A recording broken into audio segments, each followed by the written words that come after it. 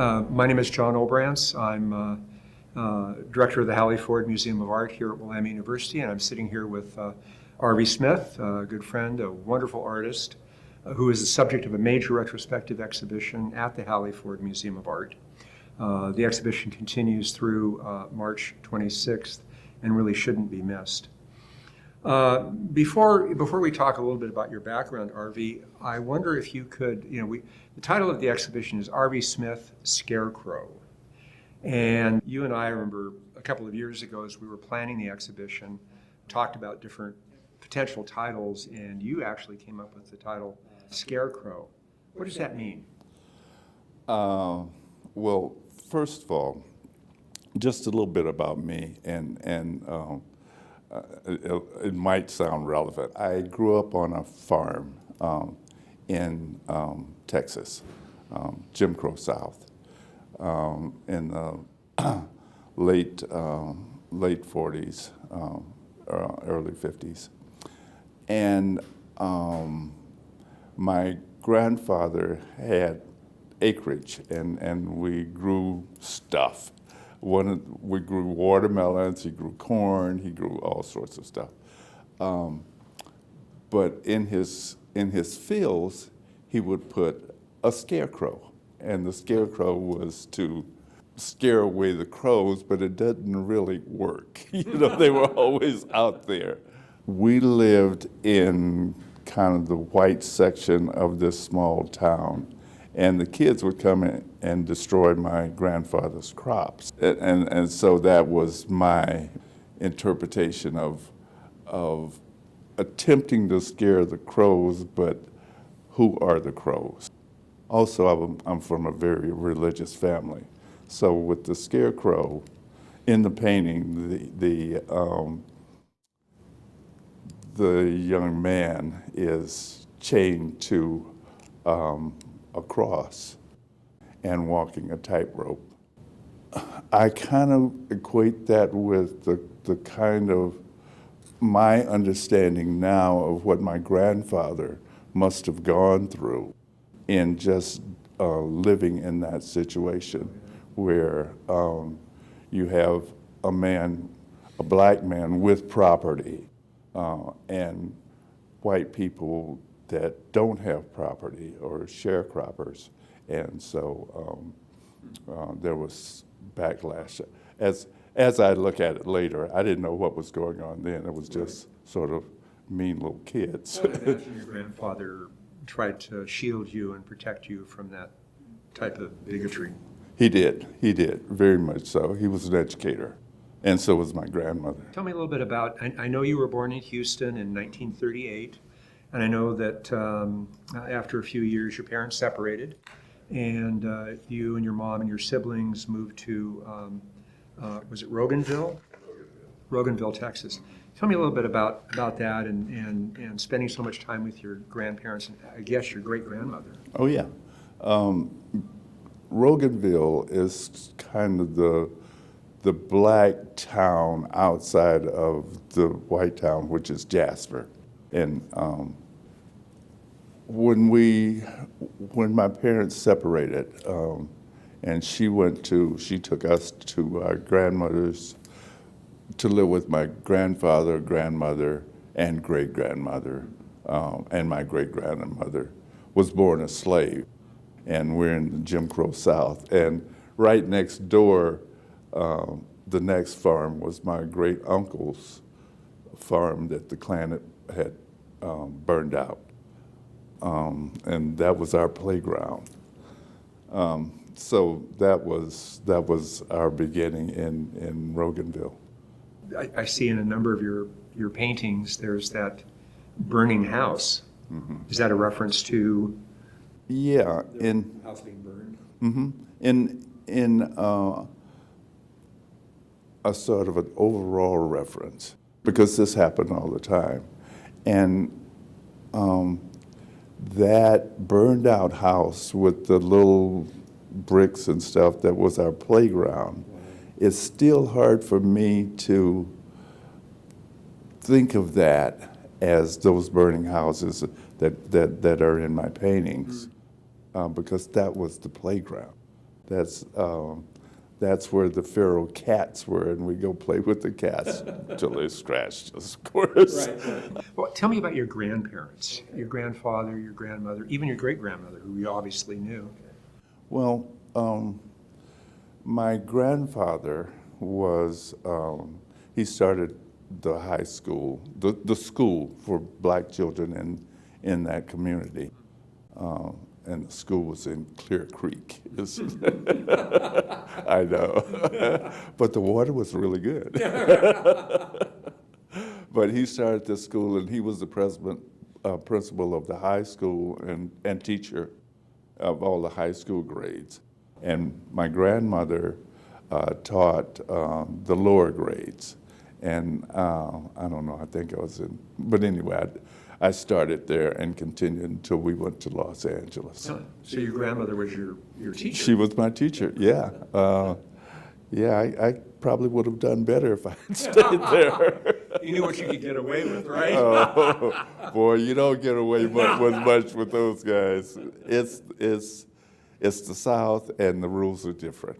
My great-grandmother was born a slave, and when I think about it, at my age, I'm only 73 or 74 years out of slavery. So if I've been born a little earlier, I too would have been committed for life to servitude. But she was living there. She had come from South Carolina, and she's with my grandmother and grandfather. My grandfather gave me a book on Michelangelo with the Sistine Chapel. And so I copied all of those drawings, I'm sure almost all, if not all, because I wanted to learn how to draw. So there was always art supplies around because they're the school teachers. So we've got all this stuff. And I took a piece of copper, and my grandfather taught me how to do a copper tooling. So I did a copper tooling of my horse, and I gave it to my grandmother, my great-grandmother. And she thought that was really special. So, you're getting, I say, that's kind of nice. That felt pretty good. You sort of intuitively knew as a little boy that art was interesting to you, and you maybe wanted to be an artist? Yes, I wanted to be an artist, but interesting story, I think, anyway. Every now and then, the circus would come to town. But it would come to town in Jasper. So my grandfather took us, my brother and sister, took us to the circus. And I really don't remember lions and tigers and bears, but it was the circus. But what was there was a fortune teller. I'm in the South. And fortune telling and what we think of as superstition is big. So I said, Grandpa, I wanna talk to the fortune teller. And so I went in, and the fortune teller said, what do you want to be, son? And I thought, and all I knew was, farmers and school teachers. And I said, well, I want to be a doctor. And she said, well, you can be anything that you want to be. But I wanted to be, what I really wanted to be was an artist. That's all I really wanted to be. So I'm copying these.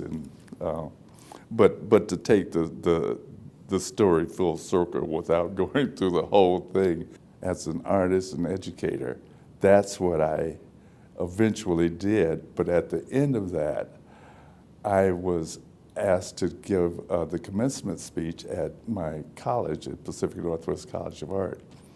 And before I got up to give my talk, the president said, oh, by the way, and bestowed upon me an honorary doctorate. I flashed on the fortune teller. She said, you can be anything. That's not the kind of doctor I was thinking of. but I found that really, really kind of interesting, because one of the things that my great-grandmother used to say is, watch the signs, boy.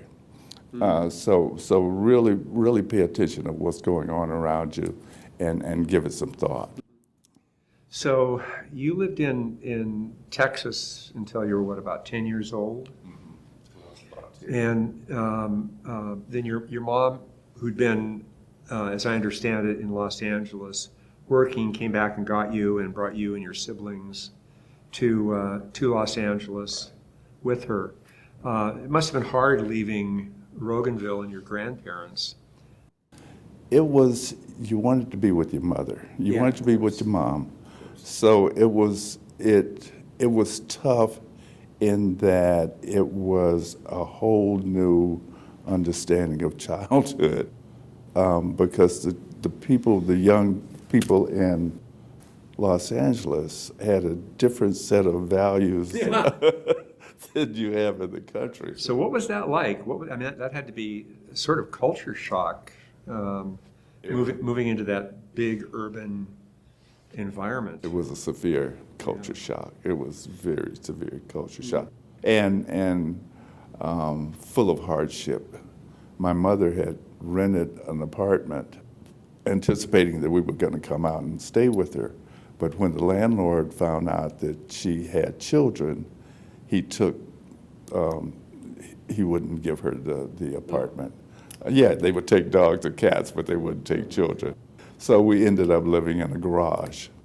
And that was pretty traumatic too, because you've got a working mother with 2 children, and the landlord rent control garage, and the landlord would make her pay an extra amount on top of he'd come back and collect twice. And there was nothing you could do about it. She's working 2 jobs. You continued your interest in art through high school? In what we call junior high. Through high school, I was the artist.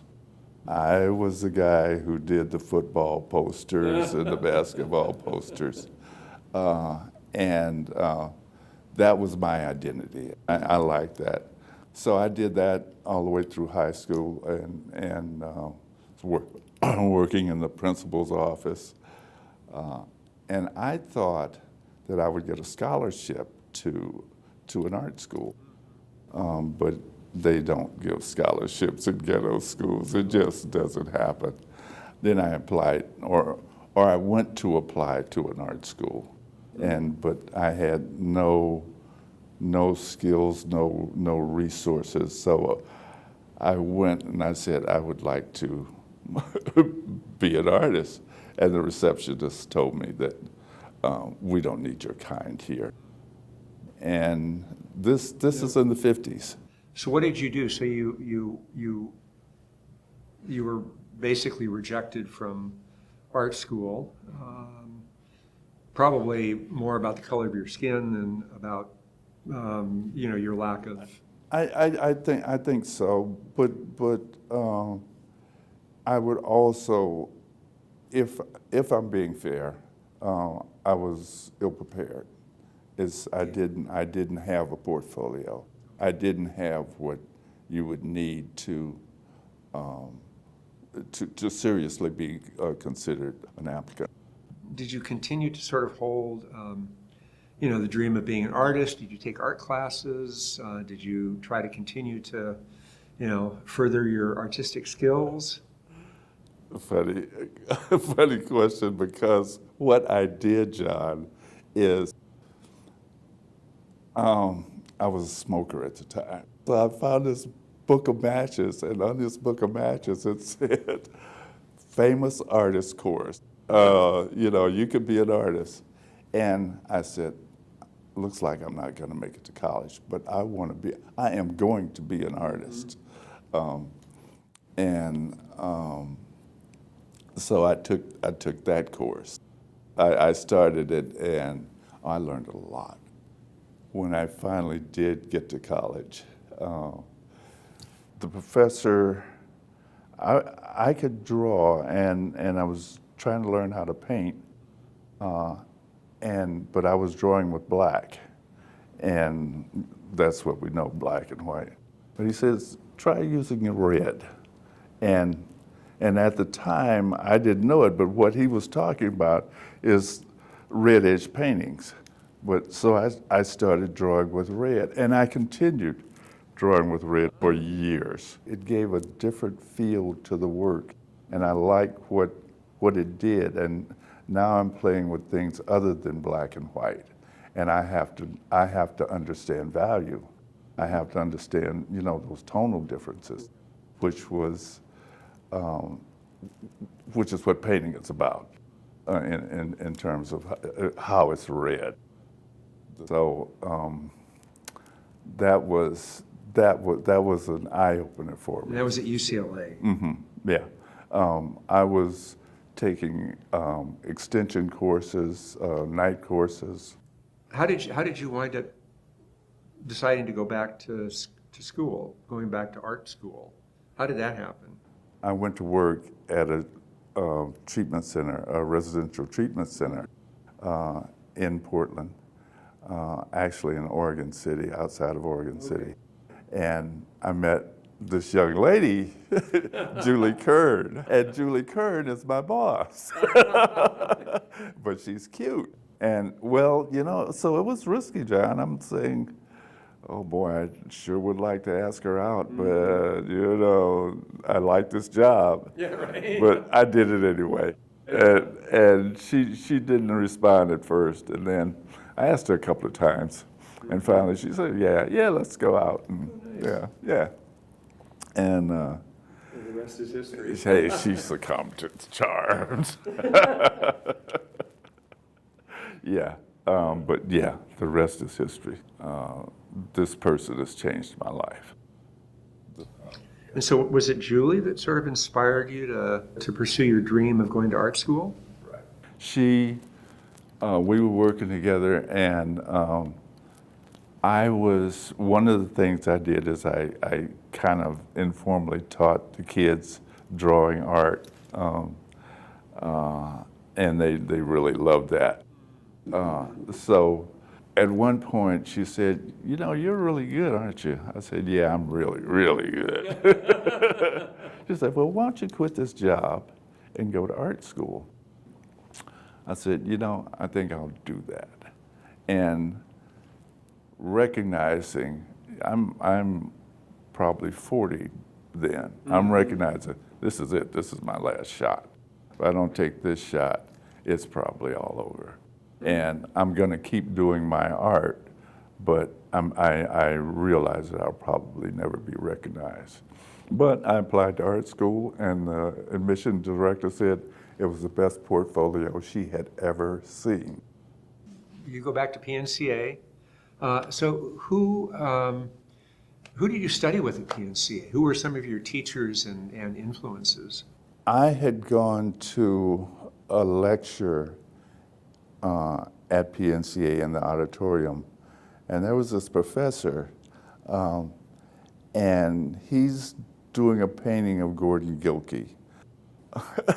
And he's doing this painting, he's painting with both hands and talking. This is impossible. I want to know what this guy knows.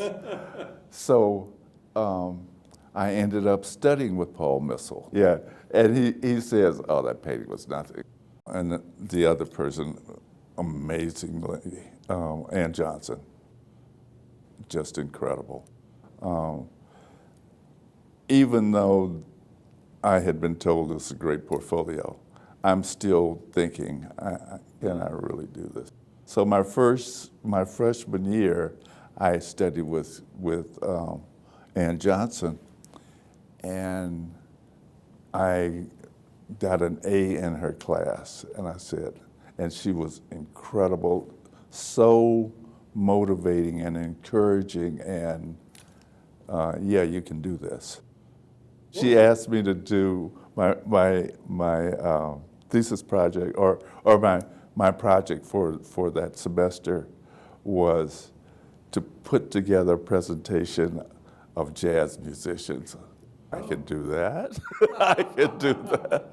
So it was I brought in some Miles and some John Coltrane, and it was great. And I said, this is art school. This is art school.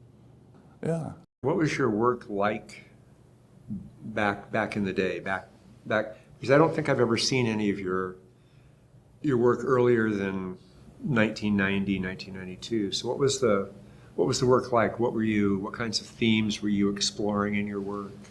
Well, I'm from a very religious family. So most of what I saw growing up had a religious theme. So I and think this is the kind of work that you're going to get credit for, and this is what you know. This is what I know. This is my reality. So I did paintings of one I remember that my mother just loved was the whipping post, and my great-grandmother used to talk to me about how they treated people and the whippings that they would get. So I did that one, and I did pictures of Christ as a white man. When I was in junior high school, I was doing drawings, and I was the kid that helped the painting teacher after class clean the brushes, and we would talk. And one day she told me, Arvie, you know, you're pretty good, but draw the people outside the window. I don't know what she's talking about. I just said, I'm drawing the people outside the window. I learned drawing Michelangelo. The people outside the window looked nothing like that. They were all people of color. They were all black. That's what she was saying, but I didn't quite get it because I'm drawing black. But I always remember that. Draw the people outside the window. And finally, I caught on. I know you talk a lot about our mutual friend the late Bob Colescott, as being a tremendous influence on you. Tell me about how you met Colescott, and maybe talk a little bit about his influence. Colescott, I met Robert Colescott at PNCA. When I was doing my graduate work in Baltimore, I went to his show in New York, and he introduced me to his gallerist. Oh. Not to the formal thing. Phyllis Kind. Phyllis Kind, yeah. And but that was great that he would do that. So you graduated from PNCA in 1986, and then did you go immediately to graduate school, or did you take a break? I worked professionally. I was accepted in Blackfish Gallery, which is a co-op gallery that's been the oldest one in this city, and almost every artist in Portland has gone through Blackfish Gallery.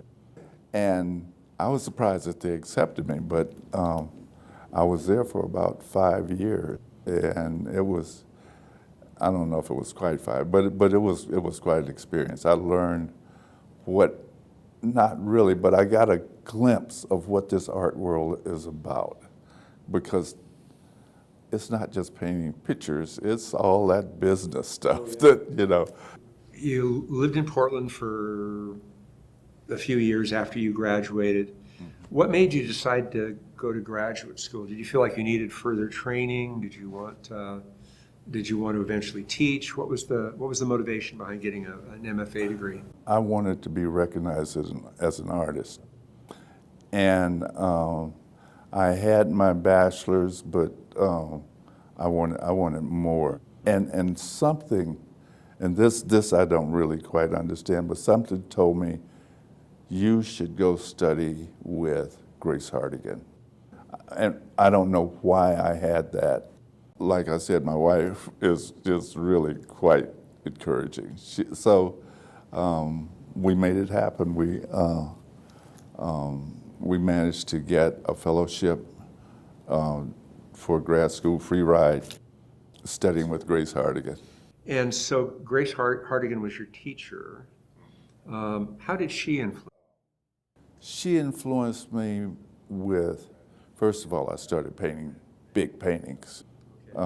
She said, she said, Arvie, you need to reach for it. And she meant both figuratively and literally.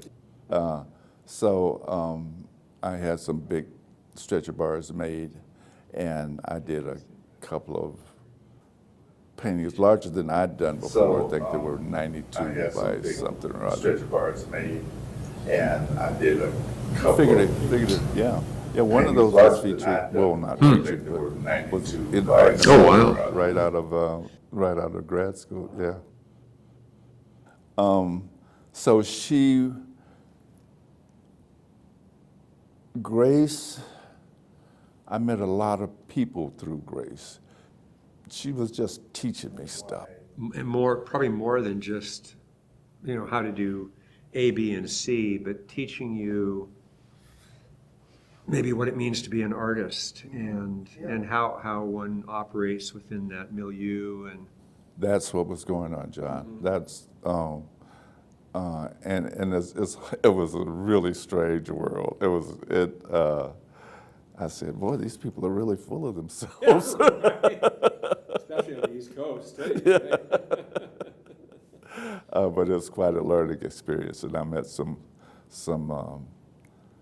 artists, and having that dream of being an artist. Yeah. Some of these guys are like gods to me, Yeah. How did you wind up back in Portland? I was working as an artist, and I had a show in New York, and I was doing a number of shows in the Baltimore area. And it was time to go, but Grace was saying, Arvie, if you leave now, you're going to be a big fish in a low pond if you go to Portland. And it did seem like, I was getting calls from galleries in Chelsea and places like that, but Julie said, and I agreed, it's time to go home. So you came back to Portland, and did you start teaching immediately? I was showing in New York, and the president of Pacific Northwest College of Art, Sally Lawrence, she came to see my show. I don't know if she was in New York to see my show, but she came to see my show.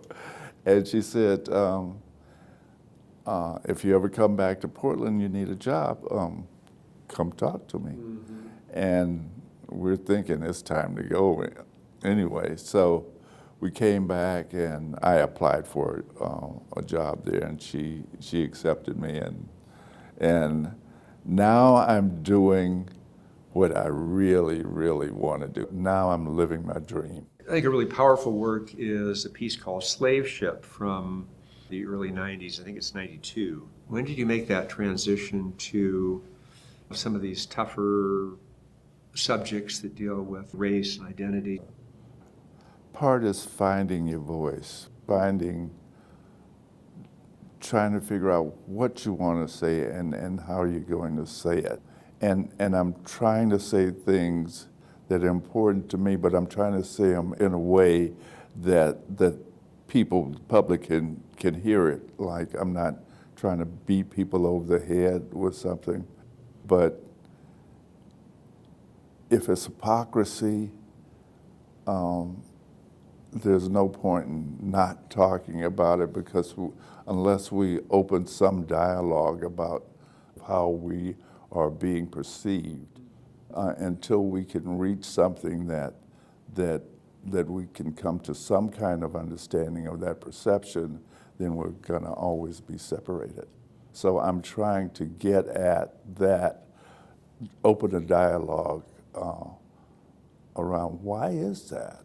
How does that continue? What's that all about? And why do we need it in our culture? Slave Ship came about from a visit that I had in Baltimore Harbor. There's a ship called the Constellation, and it was built by slaves. And my research says it's a slave ship. They deny it's a slave ship. But they also deny that those farms are plantations. So I went to this ship in the harbor and boarded it as a museum piece. But it was closing time. I was the only person on board, myself and another young lady who was in charge. And so I went down into the hole, all the way down to the bottom, and then I lay on the floor and looked up and tried to imagine what that was like.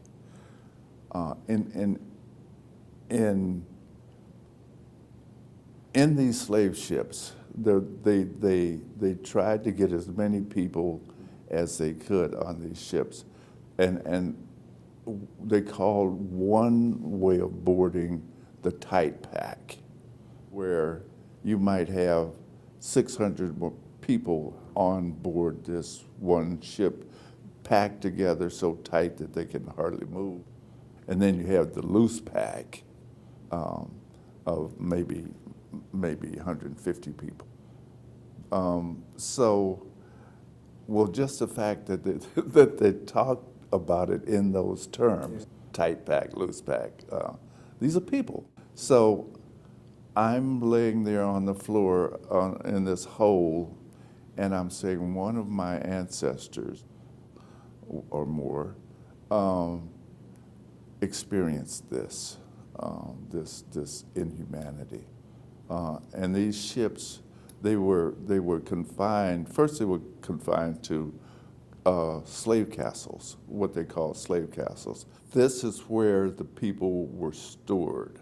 There was always a church. There was always a Christian church on top of these slave castles. This was justified in the way that we were portrayed as human beings, not as human beings, as some kind of animated thing, some kind of animated property, like a dog or a cat or a cow or a chair, and with the same kind of respect. Well, the painting is just a very powerful painting. There are three figures.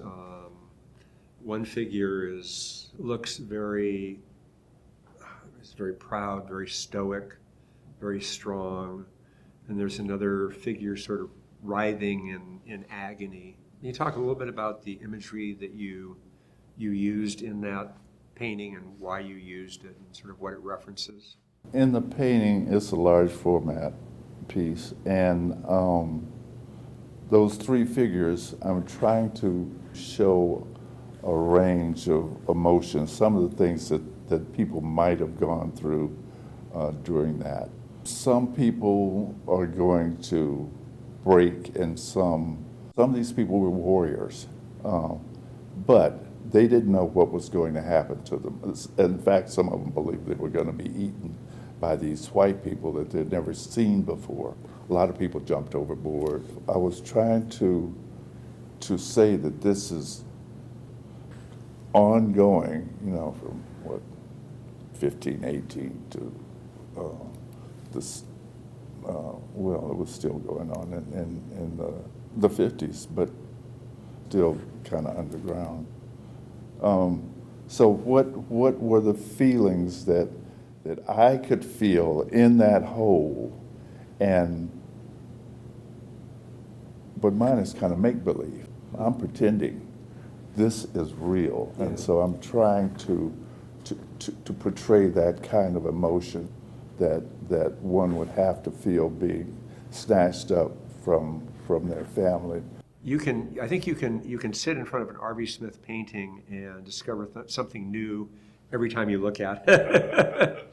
Can you talk a little bit about Blondie? Well, Blondie, I grew up with Blondie. My mother used to read the comics to us. I loved it. That was our little time together. She had, Blondie and Dagwood and the dog Daisy and Alexander, all these guys. These were my little cartoon characters. And I love the cartoons, and I would draw cartoons. But I didn't think that was art. I thought if you weren't doing Michelangelo, you weren't doing it until I saw the abstract expressionists, and I didn't know what the heck that was all about. But Blondie, she was the ideal. She was the white girl. She was, and in earlier iterations of her, she was a gold digger. But by the time that I'm reading her in the comics, she's Blondie, and she kind of runs the roost, and everything is, you know, sort of the Brady Bunch kind of thing. So I decided I'm going to flip the switch on that, because it was all, you know, light bread. It was all white. So our history has been denied and overlooked. We, you know, if a man from Mars came down, you know, in the 50s, he wouldn't even know that we existed.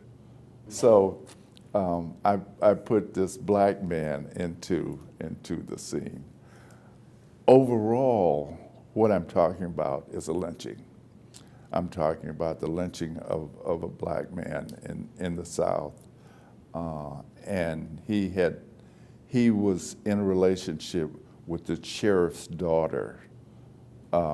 And people saw him, and this is in my hometown. Well, not in my home, this is in Jasper. And so they couldn't find him. They looked all over for him. He had called and said, "I'm in trouble," and then he disappeared. And they looked all over for him. And the sheriff wouldn't let them search the black people, the family, wouldn't let them search the certain area under threat of arrest. And where was the body? In that area. So I'm talking about him sort of trying to get the heck out of Dodge. And that whole interracial thing that a person in the South could lose their life for loving another person. When did this particular lynching happen? Well, not too long ago. I would have to look at when I did the painting, because it's the same The year. painting was done in 2014. Okay, so it's probably 2013 or Oh my 12, but very short period of time. And I put the sort of minstrel, kind of buffoon type character. He's throwing away his fried chicken, and his woman is sort of behind the bed, and the bed has a watermelon in it. But the bed is Vincent van Gogh's, the apartment. Well, and the sheriff appears in one corner of the painting. Yeah, the sheriff. I'm kind of showing my contempt for that sheriff. The thought that he would kill somebody because of the relationship with his daughter. Just using that authority that way, which is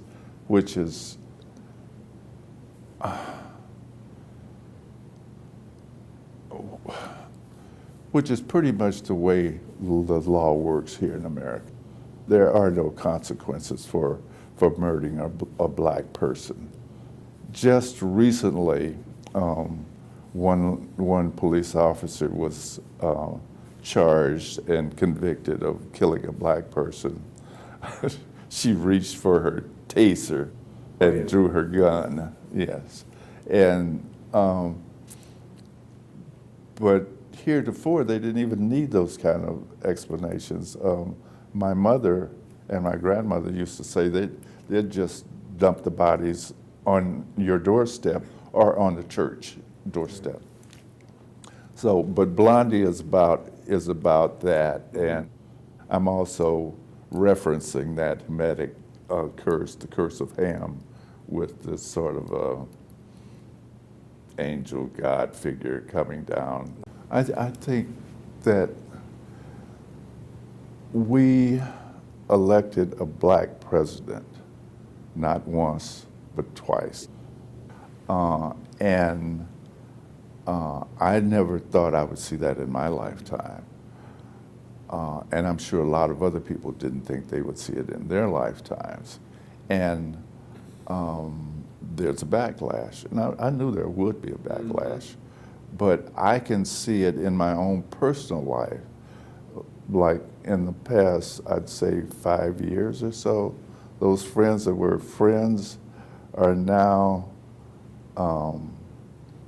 different.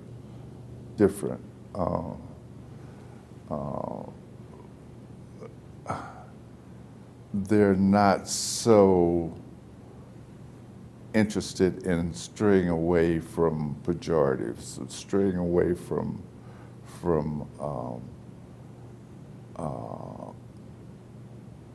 attempts at humiliation. It's quite bizarre. Yeah. It's so dramatic that you sort of stand back and say, what just happened? That I've known this person for 30 years. Right. What happened there? Yeah. I don't get it. Well, I have some explanations. It all starts back with slavery. It starts back with those symbols and the Aunt Jemimas and the Erasmus and the Goldust twins, and those are the images, the impressions that we have of black people, and those images were produced in slavery, and then they've been carefully nurtured into contemporary society. And so we're dealing with that today. It's an undercurrent, but it's still there. And it remains there because we don't know each other. Some people live in gated communities, in communities with all sorts of restrictions.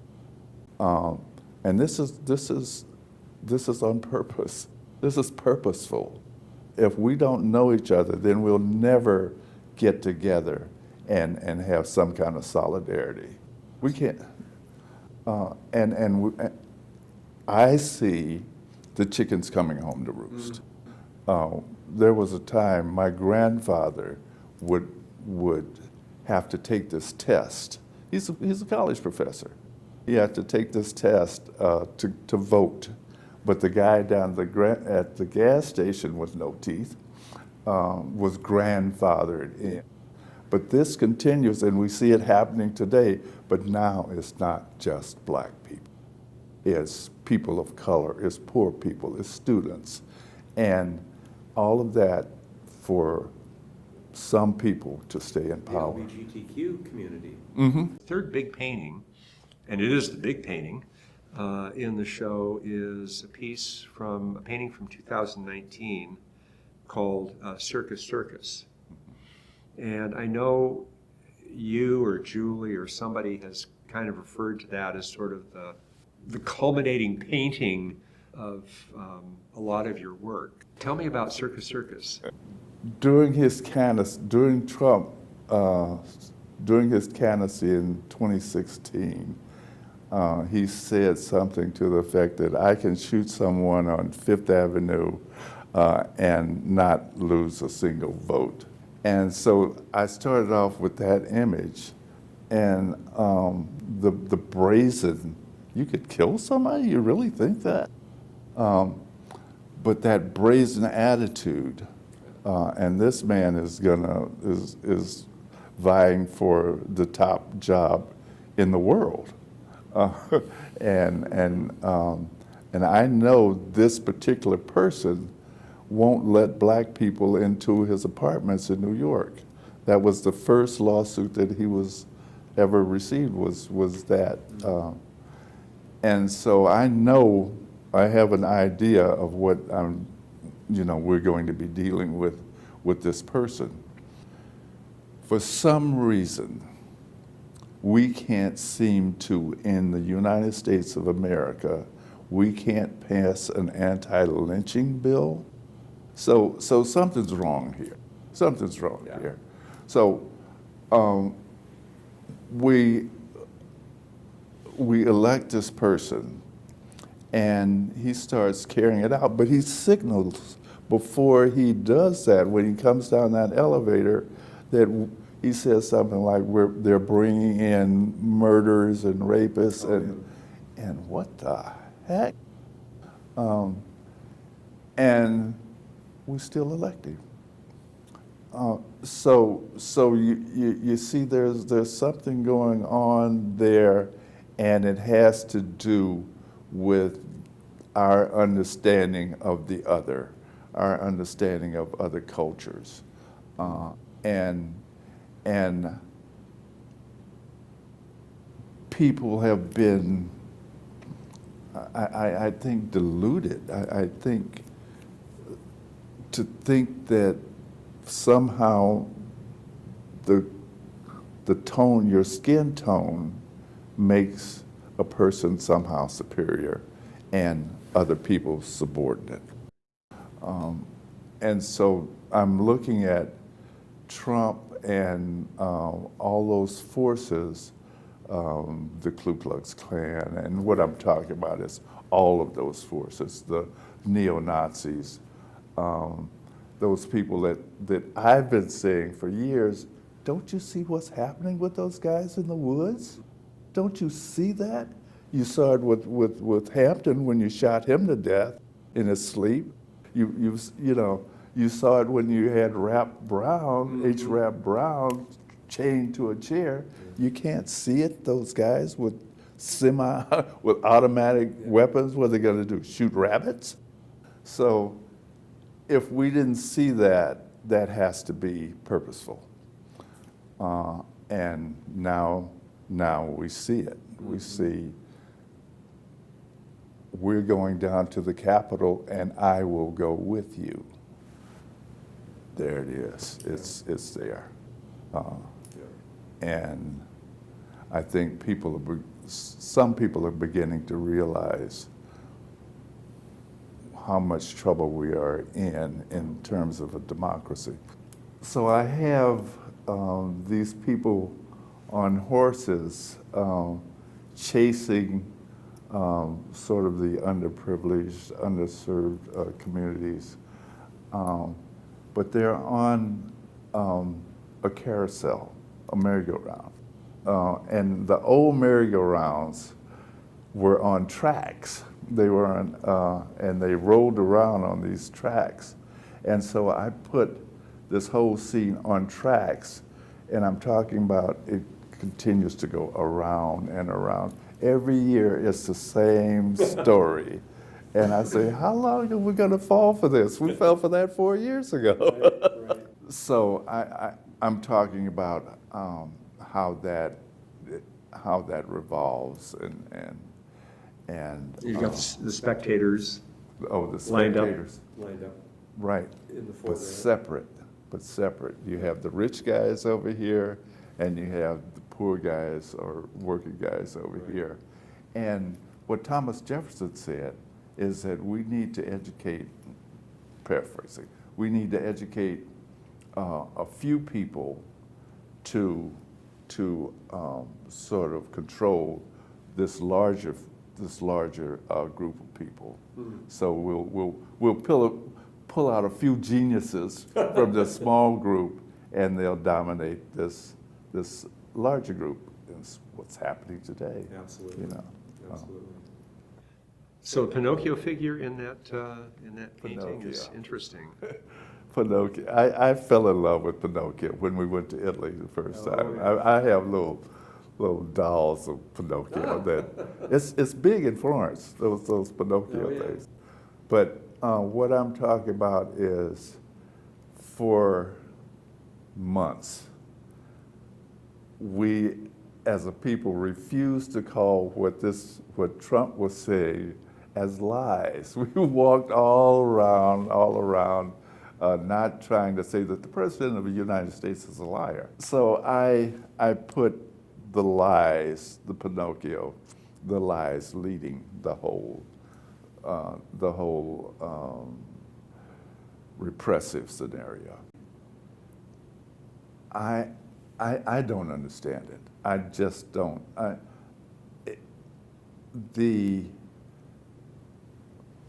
Trump said, don't believe what you're seeing or what you hear. Don't believe what you see or hear. Well, that's not an old story. Mm-hmm. That story was used back in the 40s against Jewish people. Well, it's quite a painting, and I think it's in a sense a very appropriate and timely painting for our times. I mean, thank you. It's sort of spot on. So we're so honored, Arvie, to have you represented with this exhibition. It's been wonderful working with you. I should mention that Arvie has been selected to be part of a larger group exhibition of African American artists that are going to be represented at the Venice Biennale this spring, and that's quite a significant honor. Thank you, John. Yeah. Well, thank you so much for for being such a great artist. Thank you for speaking out, speaking up. Making your voice heard. Thank you for this amazing body of work. Thanks for your friendship, and keep on doing it. Thanks, John. And I would like to thank you for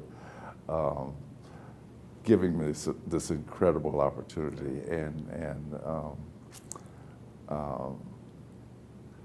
I'm just blown away when my friends here I'm showing at the Hallie Ford Museum. And yes, of course. That's great. Oh, of course. But seriously, I'd like to thank you, and it's quite an honor and a pleasure, and it's what you've done here is way beyond my expectations. But I'd heard of John Olbrantz. Well, and, me. Yeah. This is about you, my friend. So thank you. Well, thank you.